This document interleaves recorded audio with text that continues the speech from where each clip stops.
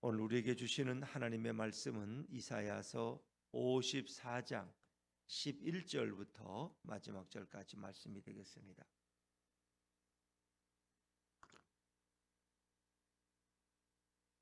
구약성경 1034쪽 이사야서 54장 11절부터 17절까지 말씀입니다. 11절부터 저와 여러분이 한 절씩 교독하십니다. 너 곤고하며 광풍에 요동하여 안위를 받지 못한 자여 보라, 내가 화려한 채색으로 내 돌 사이에 더하며 청욱으로 내 기초를 쌓으며 홍보석으로 내 성벽을 지으며 성류석으로 내 성문을 만들고 내 지경을 다 보석으로 꾸밀 것이며 네 모든 자녀는 여호와의 교훈을 받을 것이니 내 자녀에게는 큰 평안이 있을 것이며 너는 공의로 설 것이며 학대가 내게서 멀어질 것인즉 내가 두려워하지 아니할 것이며 공포도 내게 가까이 하지 못할 것이라. 보라, 그들이 분쟁을 일으킬지라도 나로 말미암지 아니한 것이니 누구든지 너와 분쟁을 일으키는 자는 너로 말미암아 패망하리라. 보라, 숯불을 불어서 자기가 쓸만한 연장을 제조하는 장인도 내가 창조하였고 파괴하며 진멸하는 자도 내가 창조하였은즉 17절 같이 읽습니다. 너를 치려고 제주된 모든 연장이 쓸모가 없을 것이라.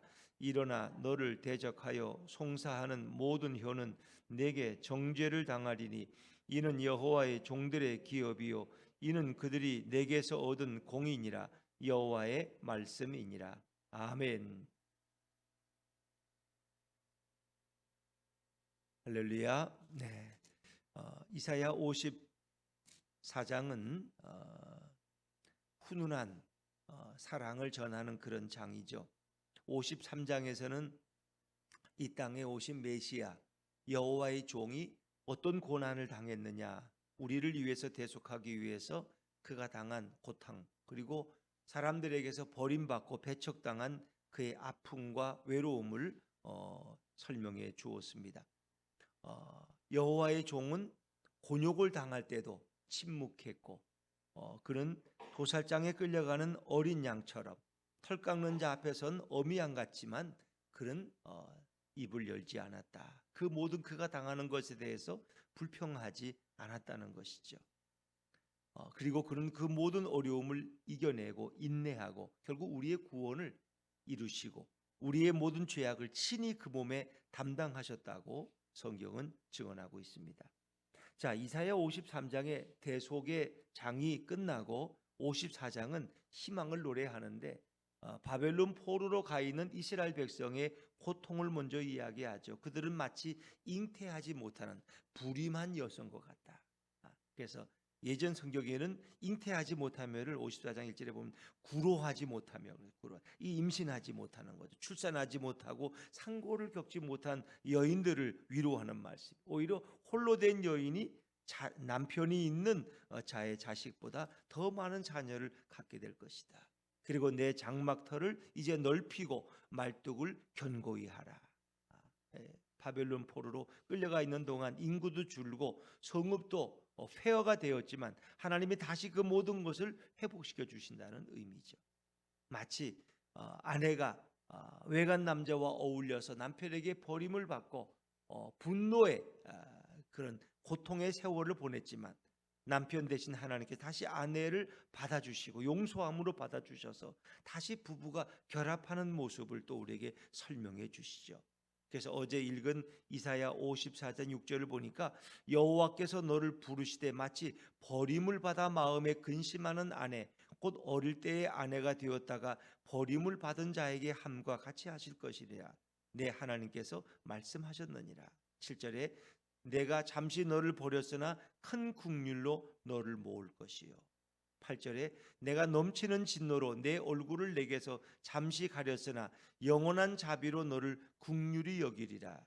내 구속자 여호와께서 말씀하셨느니라.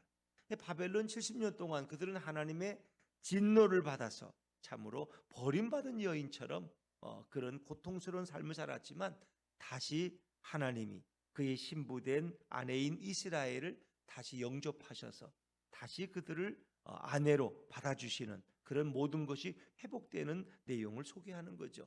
역사적으로는 바벨론에 끌려가 있던 이스라엘 백성이 돌아와서 다시 예루살렘을 세워가는 이야기로 가득 차 있죠. 그리고 하나님은 이제 그들을 축복하고 그들에게 다시는 노아 홍수와 같은 그런 징계를 내리지 않겠다고 말씀하시죠. 하나님이 그들에게 약속하신 그 언약은 전혀 흔들림이 없어요. 그래서 10절에 보니까 산들이 떠나며 언덕들은 옮겨질지라도 나의 자비는 내게서 떠나지 아니하며 너를 향한 나의 사랑은 이제 흔들리지 않고 떠나지 않고 변함이 없다. 나의 화평의 언약은 흔들리지 아니하리니. 세상이 다 흔들려도 하나님이 우리에게 주신 약속은 흔들리지 않는다. 그 언약은 영원하다는 거죠. 그래서 이것은 역사 속에서 이스라엘 백성이 다시 예루살렘으로 돌아와서 예루살렘 성이 회복되는 것을 의미하지만 동시에 더 나아가서 하나님께서 온 세상을 복음으로 변화시킬 것을 우리에게 말씀하고 있죠. 그래서 11절부터 마지막 절까지 부분은 이제 예루살렘을 새 예루살렘을 준비하시고 그를 통해서 그 백성들을 평안함으로 인도하시는데 이제 구약의 예루살렘이라고 하는 것은 결국 신약에 오면은 교회라는 의미로 사용되어지죠. 그리고 하나님께서 그 교회를 영원히 지키시고 영구한 터전이 되게 할 것이고 그리고 궁극적으로는 교회를 통해서 새 하늘과 새 땅으로 우리를 인도하실 것을 설명하고 계십니다. 그래서 이것은 미래에 되어질 예루살렘의 영광 또 종말론적인 시온의 영광을 우리에게 노래하고 있죠. 자, 그러니까 이게 뭐 아주 오래전에 지금으로 보면은 2700년 전에 이사야가 예언한 내용이지만은 하나님께서 메시아를 보내심으로 교회를 세우시고 그 교회가 또 이 땅의 모든 핍박과 공격을 이겨내고 그리고 우리를 뭐예요? 영원한 메시아의 왕국 새하늘과 새 땅으로 인도해 갈 것을 말씀하고 있죠. 자, 먼저 우리 11절 말씀으로 다시 돌아가 보죠. 11절입니다. 시작. 너 곤고하며 광풍에 요동하여 안위를 받지 못한 자여 보라 내가 화려한 채색으로 내 돌 사이에 더하며 청옥으로 내 기초를 쌓으며 11절에 보니까 너 곤고하면 고생하는 자죠. 광풍에 요동하며 그러니까 광풍으로 늘 고생하고 아파하던 너희들 그리고 너희를 안위를 받지 못하는 너희를 위로할 자가 없던 성이라는 거예요. 그러니까 바벨론에 끌려가면서 고통당하는 것이 마치 광풍에 휩쓸려간 고생과 같죠. 그런데 너희를 위로할 자가 아무도 없었어요. 위로받지 못한 백성이 70년 동안 그런데 이제 하나님께서 그 도성을 새롭게 만드신다는 거예요. 그래서 예루살렘 성을 어떻게 만드시냐? 버려졌던 그 성을 화려한 채색으로 내 돌 사이에 더하며 그러니까 돌과 돌을 쌓아서 성을 만드는데 그 돌 사이에 아주 색색의 접합체를 넣어서 그 돌을 연결하지만 그것이 화려하게 빛나는 성읍이 될 것이라는 거죠. 그리고 청옥으로 내 기초를 쌓으며 청옥이라는 것은 사파이어 보석을 말하는 거예요. 사파이어는 뭐 붉은색, 또 푸른색, 흰색, 자주색 여러 가지 색깔을 내요. 그 휘황찬란한 사파이어 같은 보석으로 성의 기초를 쌓는다. 그러니까 그것은 아주 견고한 거죠. 이 돌로 쌓는 성이 아니야. 이제는 예루살렘이 아니야. 이제는 완전히 사파이어 같은 보석으로 기초를 쌓는 아름다운 예루살렘 성, 시온 성을 준비한다는 거예요. 자, 12절 말씀으로 넘어가요. 12절입니다. 시작. 홍보석으로 내 성벽을 지으며 성류석으로 내 성문을 만들고 내 지경을 다 보석으로 꾸밀 것이며 홍보석, 이거 루비입니다. 루비, 붉은색이 나는 루비로 성벽을 짓는다. 성류석은 수정이야. 성류석으로 내 성문을 만들고 성문은 수정 같은 보석으로 내 지경을 다 보석으로 꾸밀 것이며 어디를 봐도 다 보석으로 만들어진 아름다운 성. 여러분 이거 상상할 수 있겠어요? 우린 이런 아름다운 이 보석으로 만들어진 성은 바로 계시록에서 우리에게 소개하고 있습니다. 메시아 왕국, 새 하늘과 새 땅이 하늘에서 내려왔는데 그 성은 다 화려한 보석으로 만들어진 성이었어요. 이것은 궁극적으로 종말론적으로 이스라엘 백성이 들어갈 온 인류 예수 믿는 자들이 들어갈 메시아 왕국, 새하늘과 새 땅을 우리에게 보여주고 있는 거죠. 여기를 잠깐 접어두고 계시록 21장 16절로 한번 가시겠어요? 제일 뒤에 계시록 21장 16절로,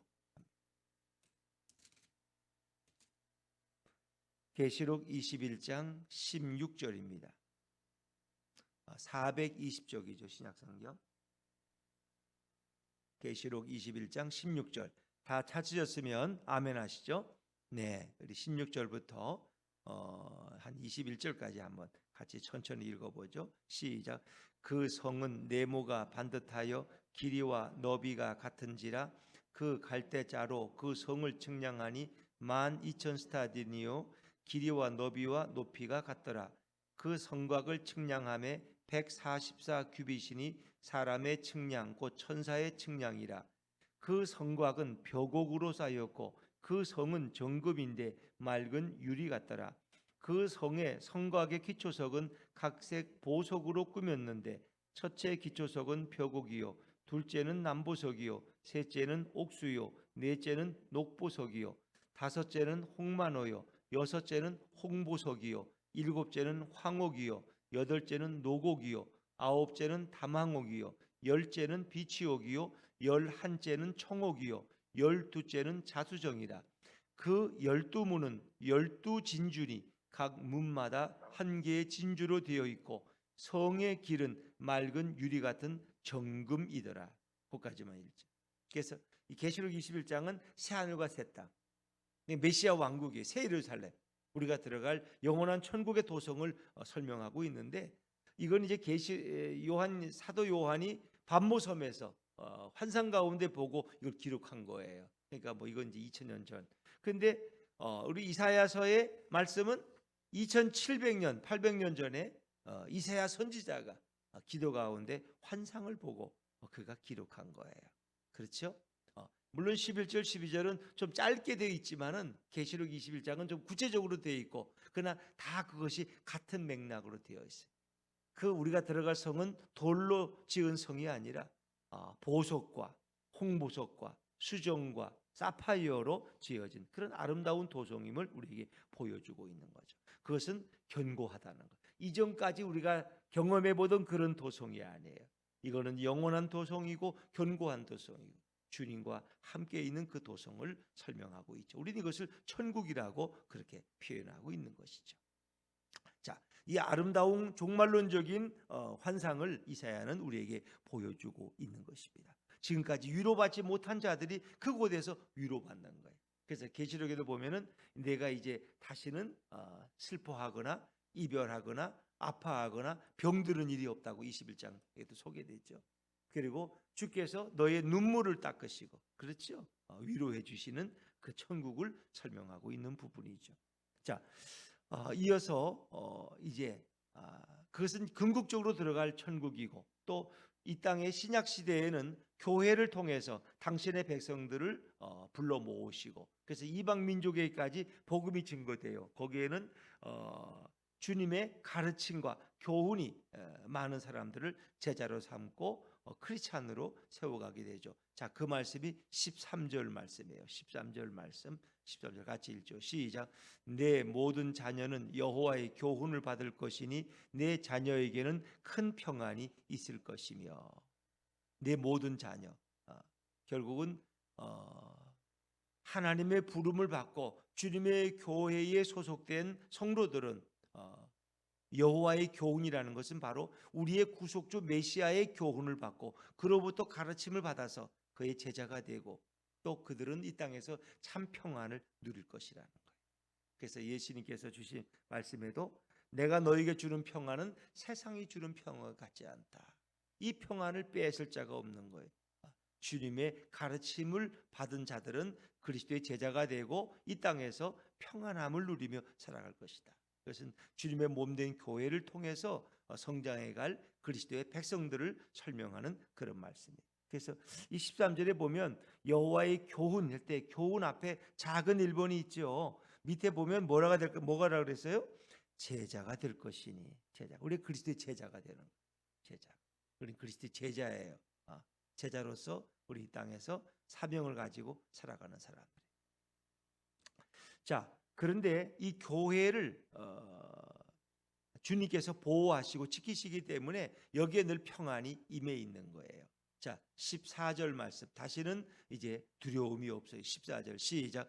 너는 공의로 설 것이며 학대가 내게서 멀어질 것인즉 내가 두려워하지 아니할 것이며 공포도 내게 가까이 하지 못할 것이라. 그리스도의 몸된 교회에 소속된 백성들은 어떻게 해요? 공의로, 의로움으로 서요. 누구의 의로움으로? 예수님의 의로움으로. 왜? 예수님께서 이미 우리의 모든 죄악을 다 담당하셨기 때문에 우리는 그분의 보혈의 공로로 우리는 공의롭다고 이렇게 인정을 받아요. 의로움을 다 입어요. 그리고 학대가 내게서 멀어질 것. 다시는 우리를 바벨론 포로로 끌려가서 괴로움 당하던 그런 괴로움에서 이제 우리는 멀어져요. 주님이 우리를 보호하세요. 다시는 두려워하는 일이 없어요. 공포도 내게 가까이 하지 못할 것이라. 그러니까 바벨론 포로에서 돌아온 그 백성은 하나님이 보호하시고 친히 평안을 부어 주신다는 거예요. 이제 그것이 오늘 이 시대에 교회에 속한 그리스도의 제자들, 성도들을 가리키는 거예요. 그들에겐 평안이 있고 공포와 두려움이 없어요. 두려움. 그러나 이제 교회를 공격하는 사단과 마귀의 세력이 있어요. 대적자들이 있어요. 메시아를 대적하는 자들이 있어요. 교회를 허물어뜨리고 무너뜨리려는 자들이 있어요. 근데 그들이 교회를 공격하지만 그들은 성공하지를 못해요. 자, 15절 말씀으로 넘어 15절입니다. 15절 시작. 보라, 그들이 분쟁을 일으킬지라도 나로 말미암지 아니한 것이니 누구든지 너와 분쟁을 일으키는 자는 너로 말미암아 패망하리라. 여기서 말하는 15절에 보라, 그들이 분쟁을, 그들이라는 것은 교회와 메시아를 대적하는 세력들이에요. 교회와 메시아를 대적하는 세력들이 분쟁을 일으켜도 하나님이 그들을 이제 주도한 거예요. 왜? 고레스나 아수르를 통해서 이스라엘을 심판한 건 하나님이 그 배후에 계셨지만 이건 하나님이 하시는 일이 아니에요. 나로 말미암지 않았다는 거예요. 이 시대에 교회를 핍박하고 성도를 죽이고 교회를 분열시키는 그런 모든 사단과 마귀의 세력들은 하나님으로부터 온 게 아니에요. 그들이 분쟁을 일으킬지라도 나로 말미암지 아니할 것이니 누구든지 너와 분쟁을 일으키는 자는 너로 말미암아 패망하리라. 이제는 교회는 성령의 임재가 있는 것이고 교회는 그리스도가 머리 된 곳이에요. 주님이 지켜주시기 때문에 교회를 대적하는 어떤 세력도 승리하지 못할 것이다. 다 패망할 것이다. 패망할 것이다. 뭐 이 시대 정치인들도 또 공산주의도 또 많은 잘못된 사상을 가진 자들도 교회를 핍박할 수 있어요. 또 그 배후는 사탄과 마귀의 세력이 진을 치고 있어요. 그러나 그들은 결국 교회를 없앨 수 없다. 오히려 그들은 교회로 말미암아 패망할 것이다. 왜? 그리스도께서 교회의 머리가 되시기 때문에 누구도 교회를 대항해서 이길 자가 없다는 거예요. 이길 자가. 자, 오늘 이 말씀은 또 시편과도 좀 연관이 되는데 한번 여러분 이 부분을 접어두시고 시편 2편 1절 말씀을 한번 찾아보시겠어요? 다시 앞으로 시편 2편입니다. 구약성경 805쪽입니다. 시편 2편 1편 다음에 2편이겠죠. 2편 1절과 2절 말씀인데 다 찾으셨으면 아멘 하시고 네, 우리 한번 같이 읽어볼까요? 시편 2편 1절과 2절 시작. 어찌하여 이방 나라들이 분노하며 민족들이 헛된 일을 꾸미는가. 세상의 군왕들이 나서며 관원들이 서로 꾀하여 여호와와 그의 기름 부음 받은 자를 대적하며. 여호와 그의 기름 부음, 하나님과 그의 기름 부음 받은 자는 누구예요? 메시아예요. 메시아. 예수님을 대적하는 거예요. 그리고 그의 몸된 교회를 대적하는 거예요. 왜? 그리스도가 교회의 머리니까. 오늘 이 시대에 그리스도께서는 교회를 통해서 역사하시는 거예요. 근데 교회를 핍박하는. 이것은 뭐 공산주의도 있었고 이런 뭐 사회주의도 있었고 교회를 핍박하는 이런 잘못된 악의 세력들. 그렇죠? 또 사상적으로 다윈의 진화론을 가지고 또 무신론을 가지고 교회를 핍박하는 자들도 있어요. 이미 그것도 다 성경에 예고되어 있죠. 근데 그들이 승리할 수가 없다는 거예요. 그들은 다 패배할 것이라는 거예요. 자, 16절 말씀으로 한번 나와. 16절입니다. 16절 같이 16절 시작. 보라, 숯불을 불어서 자기가 쓸만한 연장을 제조하는 장인도 내가 창조하였고 파괴하며 진멸하는 자도 내가 창조하였은즉. 17절로 넘어가. 17절 시작. 너를 치려고 제주된 모든 연장이 쓸모가 없을 것이라. 일어나 너를 대적하여 송사하는 모든 혀는 내게 정죄를 당하리니. 아멘. 너를 치려는 제주된 모든 연장이 쓸모가 없다는 거예요. 이 사탄과 마귀의 세력은 교회를 넘어뜨리고 메시아를 넘어뜨리기 위해서 수많은 연장과 도구와 무기를 만들지만은 그것이 다 쓸모가 없다는 거예요. 왜? 그리스도의 능력 앞에, 메시아의 권능 앞에 그것은 다 무기력해진다는 거예요. 그래서 17절 두 번째 줄에 보면 일어나 너를 대적하여 송사하는 모든 혀는 내게 정죄를 당하리요. 정죄를. 그러니까 교회를 핍박하고 그리스도를 비난하는 모든 이 혀는 오히려 심판을 받고 그들이 패배할 것이라는 거예요. 어떤 공격도 교회를 향한 메시아를 향한 어떤 공격도 성공할 수 없다는 거예요. 그건 다 패배한다는 거예요. 그럼 왜 이유를 이제 10절 후반부에 설명하죠. 이는부터 한번 같이 읽어볼까요? 이는부터 시작. 이는 여호와의 종들의 기업이요 이는 그들이 내게서 얻은 공인이라 여호와의 말씀이니라. 이는 여호와의 종들의, 교회는 그리스도의 기업이야. 교회는 그리스도의 몸이고 하나님의 기업이기 때문에 그들이 함부로 건들 수가 없어요. 또 궁극적으로 들어갈 새하늘과 새 땅 메시아 왕국은 그건 하나님의 나라를 상속받는 하나님의 기업이, 그거는 누구도 침략할 수가 없고 파괴시킬 수가 없어요. 그건 영원한 거예요. 여호와의 종들의 기업이요 또 이는 그들이 내게서 얻은 공인이라. 우리를 의로워졌기 때문에. 왜? 누구의 대속적인 희생으로? 예수 그리스도의 고난과 죽음을 통해서 세워진 신약교회와 또 성도는 다 의롭다고 인정을 받았기 때문에 어떤 대적도 교회와 성도를 공격할 수 없다. 그래서 우리는 이런 것을 구약에서도 난공불락의 요새와 난공불락의 요새와. 교회는 의로운 것입니다. 교회는 의로워요. 왜? 그리스도의 보혈이 이 교회를 기초가 되기 때문에. 그러니까 그리스도의 흘린 피 위에 이 교회가 세워진 거예요. 그래서 교회와 교회에 들어오는 모든 그리스도인들은 주님이 의로움으로 그를 인쳐주시는 거예요. 그를 불의하지만 그를 의롭다고 인정해 주시는 거예요. 그래서 교회의 의로움에 대해서 비록 허물과 죄가 있을지라도 그리스도의 대속으로 인하여 우리는 깨끗함을 얻었기 때문에 우리는 하나님의 상속자로 부족함이 없다는 거예요. 그래서 예수를 구주로 고백하는 자들은 불의함에도 그 죄가 다 용서받고 그리고 그들을 천국의 상속자로 하나님께서 초청해 주시는 거죠. 그래서 예수 그리스도의 대속의 희생이 이사야 53장에 소개되는 거예요. 그 대속의 사건을 통해서 불의한 자들이 다 의롭다고 인정받고 우린 천국 백성이 되는 거예요. 그리고 교회는 바로 이렇게 난공불락의 요새요 견고하다는 거예요. 어떤 원수들의 치열한 공격에도 교회는 결코 무너지지 않는다는 거예요. 교회를 공격하는 모든 대적들은 결국 다 패망한다는 거예요. 여러분, 공산주의가 교회를 얼마나 심하게 핍박하고 그러나 공산주의는 이 땅에서 다 하나씩 허물어져 가죠. 그렇죠? 그리고 우리를 새 예루살렘, 새 하늘과 새 땅, 바로 돌이 아니라 보석으로 찬란한 지어진 그 영광스러운 곳으로 주님은 우리를 인도하신다고 말씀하고 있어요. 그래서 이런 교회의 승리, 성도의 승리를 성경은 노래하고 있죠. 로마서 8장 37절에 보니까 그러나 이 모든 일에 우리를 사랑하시는 이로 말미암아 우리가 넉넉히 이기느니라. 원수된 것도 어떤 칼도 어떤 것도 그리스도 안에서 우리를 끊을 자가 없다는 것입니다. 그래서 그리스도의 몸된 교회에 소속된 자들은 누가 보호하시냐? 그리스도께서 보호하시는. 어떤 대적도 우리를 침탈할 수 없고 우리를 무너뜨릴 수가 없다는 것입니다. 하나님은 당신의 백성을 결코 버리지 않으십니다. 승리와 영광의 길로 인도하십니다.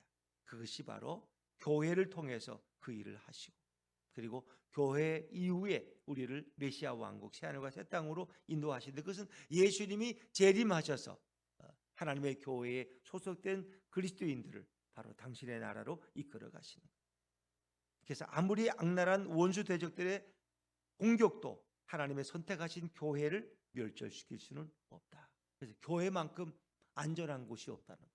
왜? 교회는 그리스도의 몸된 교회이기 때문에. 내가 너의 고백 위에 내 교회를 세우리니 원수가 이 교회를 흔들지 못하는 거예요. 교회는 영원한 거예요. 그래서 우리는 부족하고 우리는 늘 죄의 허물이 많지만 예수 그리스도를 믿고 몸된 그리스도의 영적 교회에 속한 성도들은 주님이 보호하시고 주님이 지키시고 주님의 영원한 천국으로 인도하실 줄로 믿습니다. 이 땅에서도 주님의 보호 가운데서 천국을 경험하며 살지만 우리는 궁극적으로 주님이 오실 때 영원한 하나님의 나라 메시아의 왕국으로 인도함을 받습니다. 바로 그 나라의 아름다움과 영광과 찬란함을 오늘 성경은 이렇게 보석으로 설명하고 있는 것입니다. 그렇습니다. 이 역사 속에 교회에 대한 핍박은 계속 이어져 왔습니다. 평화의 시대에 있었지만 계속해서 핍박과 고난이 옵니다. 그러나 분명한 것은 이 교회는 허물어지지 않습니다. 이 교회는 영원합니다. 이 교회의 터전은 흔들림이 없습니다. 왜? 주님께서 지켜주시고 성령께서 감싸고 계시기 때문에. 성령께서 바로 교회의 불성각이 되시는 줄로 믿습니다. 어떤 악한 세력도 교회에 속한 성도를 뺏어갈 수는 없습니다. 교회는 영원한 것입니다. 우리는 그래서 뭐라고 찬양해요? 이렇게 찬양하죠. 자, 우리 찬양해 봅시다. 210장 한번 찬양해 볼까요? 교회는 어떤 곳이라고 오늘 찬송은 노래하고 있습니까? 210장. 교회는 누가 세웠습니까? 교회는 원수가 흔들 수 있습니까? 이 답을 여러분에게 주고 있는 210장 시온성과 같은 교회. 시온성과 같은 교회 그의 영광 한없다. 허락하신 말씀대로 주가 친히 세웠다.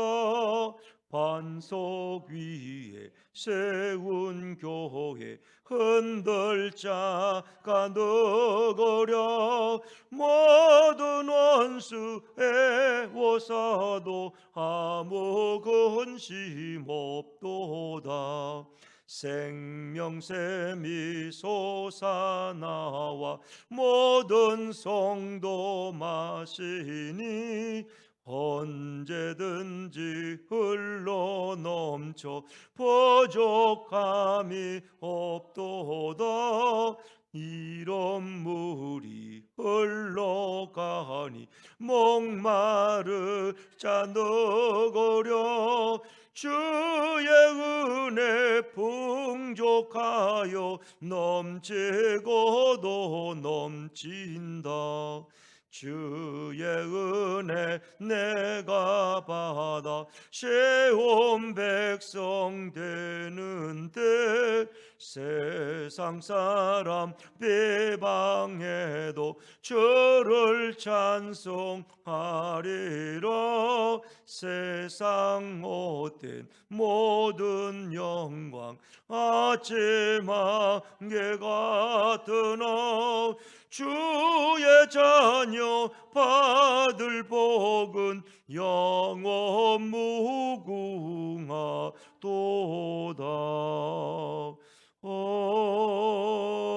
아멘. 할렐루야. 그렇습니다. 주의 자녀 받을 복은 영원 무궁하도다. 모든 원수 애워싸도 아무 근심 없도다. 할렐루야. 이것이 주님의 몸된 교회인 것입니다. 교회는 건물을 얘기하는 게 아니라는 게 아시죠? 예수 그리스도를 구주로 고백하는 성도들의 영적인 모임, 그 교회는 영원한 것입니다. 그 교회에 속한 성도들은 바로 그리스도의 각 지체가 되는 것입니다. 성령께서 그 성도들을 보호하시고 인도해 주십니다. 그래서 우리는 우리 속에 예수 그리스도를 내 인생의 주인으로 왕으로 모시고 그분과 동행하는 삶은 그가 아무리 세상에서 가난하고 아무리 보잘것없고 아무리 병들어도 예수님이 그와 함께 하시기 때문에 그런 견고한 인생이요 흔들리지 않는 인생이요 영원한 천국에 들어갈 인생인 것을 믿으시기를 바랍니다. 기도하겠습니다.